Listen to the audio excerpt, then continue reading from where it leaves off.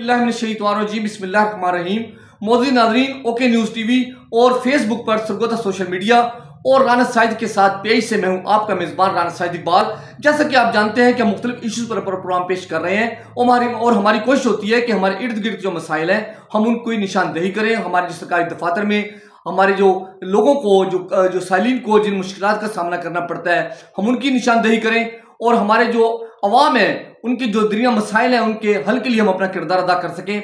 नाजरीन, जैसे कि आप जानते हैं कि इस वक्त कंट्रोल बोर्ड सरगोदा में vice president control board Sargodha Khan Mahmood Virk के खिलाफ अदम एतमाद की तहरीक पेश की जा रही है।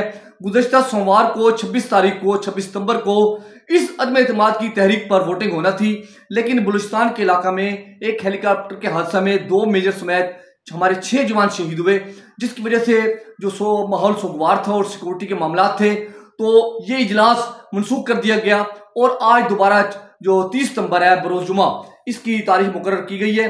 नाज़रीन, जैसा कि आप जानते हैं कि हमारा जो कंट्रोल बोर्ड है इसकी जो एग्जेक्टिव जो बॉडी है उसको हमारे बेस कमांडर साहब बतौर प्रेसिडेंट जो लीड करते हैं और उसके अलावा जो उनके पास 2 वोट होते हैं, उसके अलावा 11 अरकान है मजीद उनके साथ जो अफसरान होते हैं वो इस बोर्ड में शामिल होते हैं और जो 10 अरकान है उनका बरह रास्त इंतखाब होता है, 2 अरकान मखसूस नशिस्तों पर मुंतखब होते हैं। नाजरीन, इस तरह ये 25 अरकान का बोर्ड है और नाजरीन जो 12 अरकान है वही अपने वाइस प्रेसिडेंट का इंतखाब करते हैं और तहरीक एतमाद की सूरत में भी वही अरकान अदम एतमाद करते हैं। लेकिन नाजरीन जो बेस कमांडर साहब है उनको ये इख्तियार होता है कि वो 2 माह के लिए टेम्परेरी तौर पे किसी भी मेंबर को जो वाइस प्रेसिडेंट है उसके इख्तियार दे सकते हैं, यानी कि अगर इलेक्शन वो ना कराना चाहे 2 माह तक उनके पास ये इख्तियार होता है 60 दिनों के लिए कि वो किसी भी मेंबर को वाइस प्रेसिडेंट मुकर्रर कर सकते हैं। नाजरीन, आज जो 30 सितंबर को शाम 4 बजे खान महमूद विरक के खिलाफ अदम एतमाद की तहरीक पेश होने जा रही है, उसके सियासी पस मंजर है। सियासी पस मंजर यह है कि गुज़श्ता इलेक्शन जो हुआ था उसमें भी इसी तरह का मरला हुआ था कि जो मियां नदीम साहब थे वो वाइस प्रेसिडेंट मुंतखब हुए थे और उनका भी अरकान से ये वादा था कि मैं 1 साल तक के बाद ओहदा के बाद मैं इस्तीफा दूंगा और उसके बाद नए अरकान मुंतखब होंगे। लेकिन हमने देखा कि उन्होंने अपने दौर में इस वादों का इफा नहीं किया और उन्होंने 5 अरकान को मैनेज रखा और अपने खिलाफ अदम एतमाद की तहरीक नहीं पेश होने दी। नाजरीन, अब जो मौजूदा सूरत हाल है इसमें जो खान महमूद विरक साहब है उनके खिलाफ अदम एतमाद की तहरीक इसलिए पेश हो रही है कि उन्होंने वादा किया था कि वो 1 दिसंबर से 31 मई 2022 तक ये ओहदा संभालेंगे और उसके बाद वो रिजाइन कर देंगे। उसके बाद शेख अरशद तारिक साहब होंगे और बाकी अरकान बारी बारी अपना टाइम पूरा करेंगे, पीरियड लेंगे। लेकिन खान महमूद विरक साहब ने अपने पीरियड से भी 4 माह का ज़्यादा टाइम गुजारा, उनके खिलाफ अरकान का बहुत लावा पकड़ा था और उन्होंने इस दौरान इस्तीफ़ा भी दिया, लेकिन वो इस्तीफ़ा रिजेक्ट हो गया। उसके जो भी मामला थे, जो भी पस मंज़र था वो मंजूर नहीं हो सका। अब अरकान ने उनके खिलाफ अदम एतमाद की तहरीक मूव की है। नाज़रीन, इस अदम एतमाद की तहरीक को रोकने के लिए या इसको नाकाम बनाने के लिए काफ़ी कोशिश की गई, लेकिन हमने देखा कि बिल आखिर ये अदम एतमाद की जो तहरीक है कामयाबी की जानिब जा रही है। नाज़रीन, अब ये देखना है कि इस तहरीक के मुहर्रिकात क्या हैं।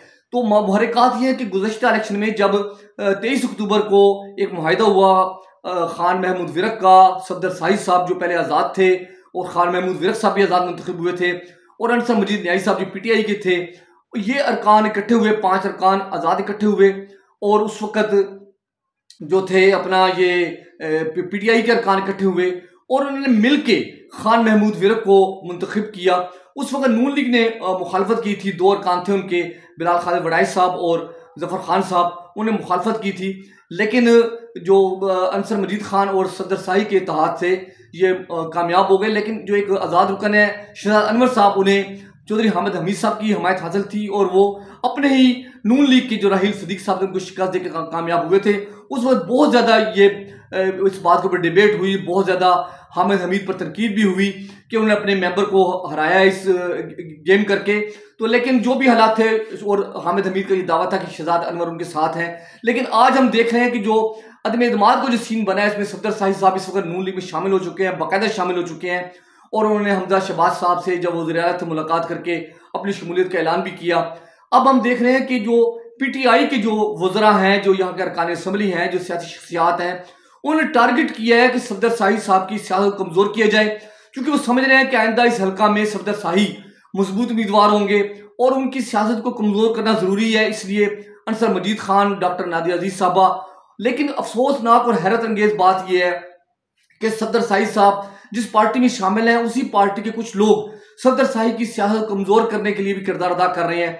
सबसे पहले तो मैं कहूँगा कि हामिद हमीद साहब उस तरह किरदार अदा नहीं कर सके जिस तरह उन्हें करना चाहिए था। मतलब राजा शहजाद साहब अगर उनके साथ थे तो उनके कंट्रोल में नहीं है।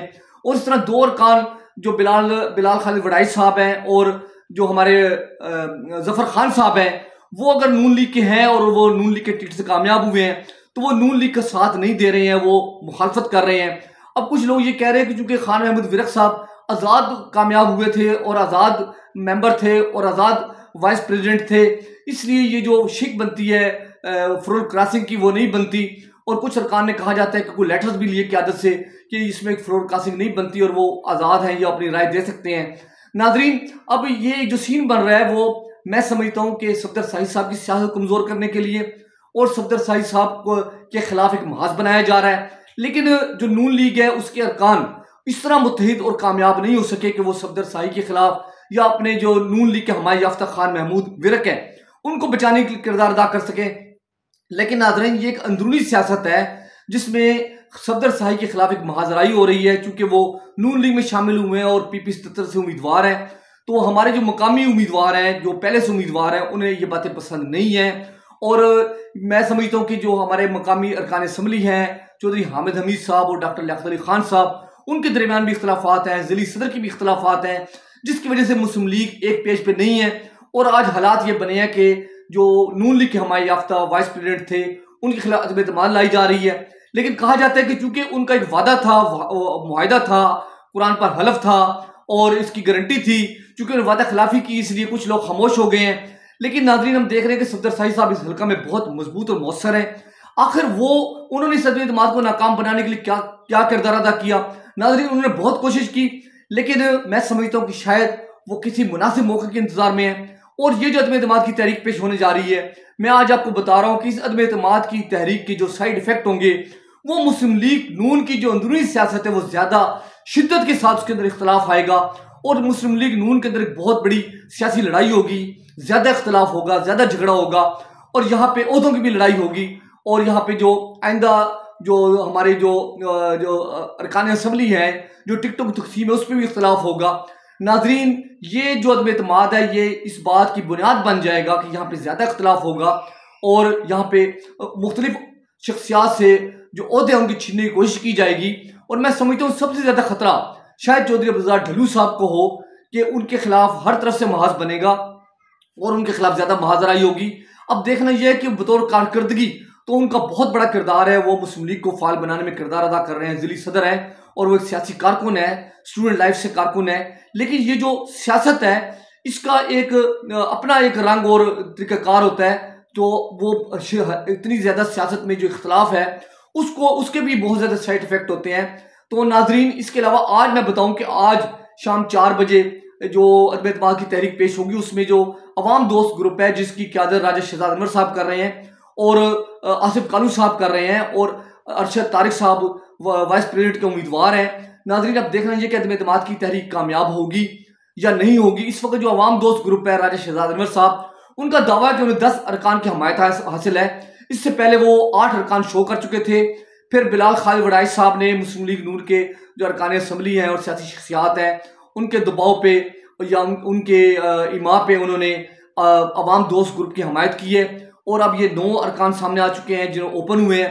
इसके अलावा 10वां रुकन जिसका ताल्लुक PTI से है, मलक अवैस ज़हूर साहब, वो पहले सफदर साहिब साहब के साथ थे या खान महमूद विरक साहब के साथ थे। अब वो भी वो जो अवाम दोस्त ग्रुप की जो लीडर है वो दावा कर रहे हैं कि मलक अवैस ज़हूर साहब भी हमारा साथ देंगे और अदम एतमाद की तहरीक में हमें 10 वोट मिलेंगे।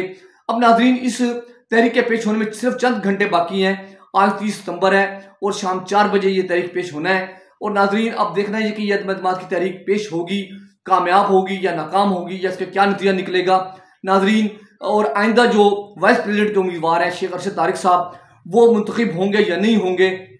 चूंकि नाजरीन, एक राय ये भी पाई जा रही है कि आइंदा वाइस प्रेसिडेंट का जो उम्मीदवार है उसे मजबूत होना चाहिए वो, ताकि आवाम की खिदमत कर सके, काम कर सके।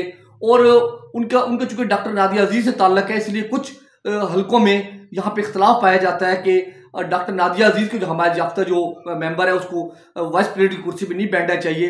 लेकिन अब ये देखना है कि आखिर क्या होगा। और ये आया कि अब एक साल के बाद 6 माह के बाद इस तरह अरकान मुंतखब होंगे या मुस्तकिल तौर पे एक वाइस प्रेसिडेंट का इंतखाब होगा। चूँकि कुछ सियासी हलकों में और कुछ सरकारी हलकों में ये भी राय पाई जाती है कि ये कोई अमल अच्छा नहीं है कि हर 6 माह के बाद या साल के बाद वाइस प्रेसिडेंट का इंतखाब हो और एतमाद हो, बेचैनी पाई जाए। लेकिन चूंकि एक मुआहिदा हो चुका है, अब देखना है कि ये मुआहिदा किस तरह अमल दरामद होगा। साबका मुआहिदा टूट चुका है, अब दोबारा से एक नया मुआहिदा हुआ है, दोबारा से एक हलफ और कुरान हुआ है। अब ये देखना है कि इसके ऊपर कितना अमल दरामद होगा या नहीं होगा। नाज़रीन, इन्हीं खबरों और इसी तबसरा के साथ इंशाल्लाह हम आइंदा फिर मुलाकात करेंगे। उस वक्त तक के लिए अल्लाह हाफिज़।